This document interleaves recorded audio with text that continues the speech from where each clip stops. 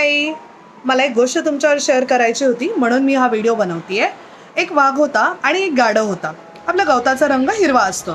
तर ते बघून गाढव म्हणाला, नाही, गवताचा रंग पिवळा असतो. वाघ म्हणाला, कसं काय, गवताचा रंग तर हिरवा असतो.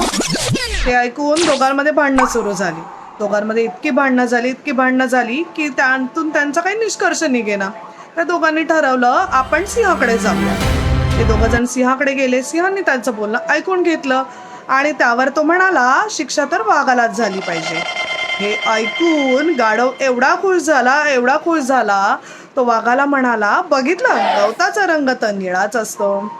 बघितलं, गवताचा रंग तर निळाच असतो. तू हरलास, मी जिंकलो. आणि गाढव उड्या मारत मारत तिथून निघून गेला. वाघ हे सगळं बघत होता. तो खूप चिडला होता. तो चिडून सिंहाला म्हणाला, तुम्ही असं का केलं? गवताचा रंग तर हिरवाच असतो, मग तुम्ही त्याला का जिंकवलं? सिंह म्हणाला, मी तुला शिक्षा देणार आहे. तू 2 दिवस गप्प बसायचं, कोणाशी काही बोलायचं नाही. वाघ म्हणाला, का? सिंह म्हणाला, अरे, समजावणारा जरी वाघ असला तरी समजणारा तर गाढव आहे ना. तू त्याच्या नादी का लागलास? तू त्याला समजावण्यामध्ये तुझा वेळ का वायाला घालवलास? गाढवांना कधी समजतं का? नाही ना. मग तुझा वेळ तू का वायाला घालवलास? तर मित्रांनो, मीही यातून एकच शिकली, अशा गाढव लोकांच्या समजावण्यामध्ये आपण का आपला वेळ वायाला घालवायचा?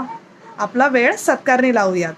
माझा हा व्हिडिओ तुम्हाला आवडला असेल तर प्लीज लाईक करा आणि तुमच्याही आयुष्यात अशी गाढव लोक असतील तर प्लीज कमेंटमध्ये हो टाईप करा. थँक्यू.